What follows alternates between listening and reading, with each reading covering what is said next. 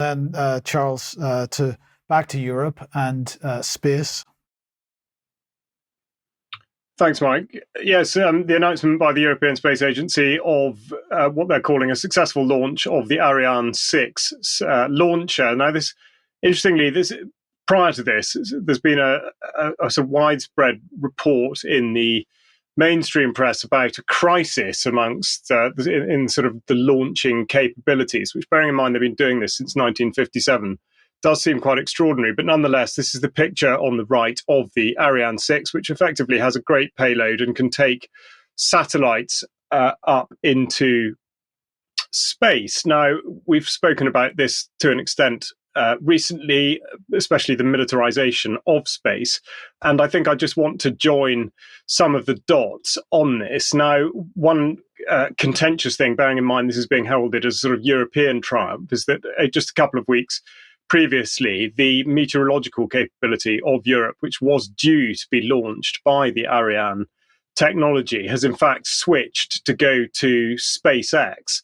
So there's been a few upside down smiles about this. The Meteosat here, we see the satellite to be launched with SpaceX. And the reason this is relevant is because of all the various links to defense. So I've called this climate and defense, and this is just from the meteorological website, saying that it's the first European sounding satellite in a geostationary orbit, and it'll bring a revolution for weather forecasting and climate monitoring in Europe and Africa, and make it possible for the first time to observe the full life cycle of a convective storm from space. Well, I don't think I'm the only person who thinks that there might be a bit more to it than that, because weather forecasting and monitoring systems are already fairly sophisticated, and so it does look rather as though there's another agenda at play, and that follows sort of previous segments. So, from the European Commission going back a few years, this gives the sort of genesis on the fundraising side of it, and talk about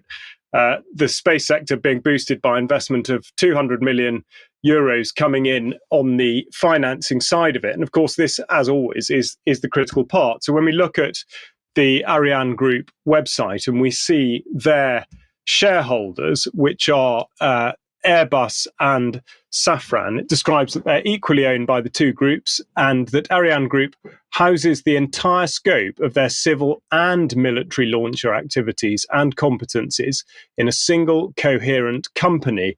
Well, again, that should, I believe, give some cause for concern, but especially when we consider our own Space Command, UK Space Command, and exactly what they're up to and what the influences are there. They describe themselves as having a mission to protect and defend UK and allied interests in, from, and to space. And on their page, they refer to Skynet being the MOD's satellite communications capability, a family of military communications satellites which provide strategic communications services to the armed forces and its allies.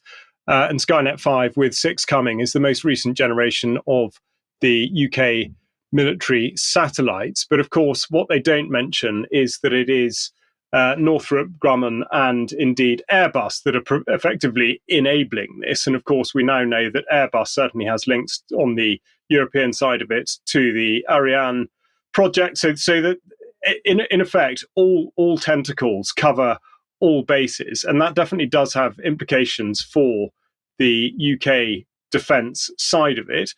To go into greater detail on this, I would recommend that you go back to 2020 and look at David Ellis's report specifically on Skynet to get a better idea of that. But the other thing I was talking about really was climate and defence, and this idea that climate change is increasing the likelihood of conflict around the world, and therefore to put out technology into space with the specific, or at least the declared purpose of monitoring climate and weather, but in actual fact finding that every single time it links back to defence, is becoming a sort of a well-worn path now.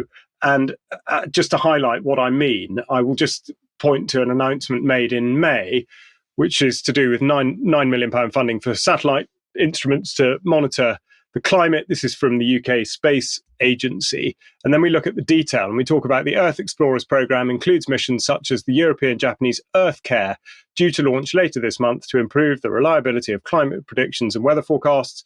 More than a decade in the making, EarthCare has significant UK contributions from Airbus, Defence and Space UK, and of course Thales Alenia Space UK, two well-known defence entities. So one might ask the question, what exactly is it that the defence industry wants to know about the weather that is so actively and aggressively pursuing these sorts of initiatives? Or is there much more to it than that? So this is an area that seems to be very much developing, and I think one that we must look into further as and when the time comes. But of course, also it's one that has very much has a bearing on the sort of accusations against Russia with regard to all their various capabilities, not least nuclear.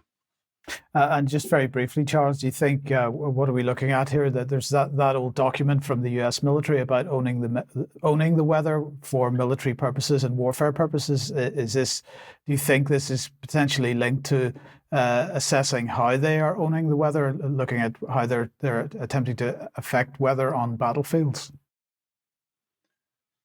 Yeah, I mean, I think that's a very good question. And when I did last deal with this issue of the militarization of space, is exactly what I did look at with some of the sort of treaties and various bits of legislation that do concern that. But of course, like so many of these things, how exactly it's interpreted and what people are able to draw from it and decide what they can and can't do is always a sort of raft of contradictions as people interpret it however they like to. So yes, I mean, good question, and I'm not absolutely sure where it will go, but it does look like, you certainly using space as a tool of war is absolutely on the agenda. Yes. Okay. Thank you.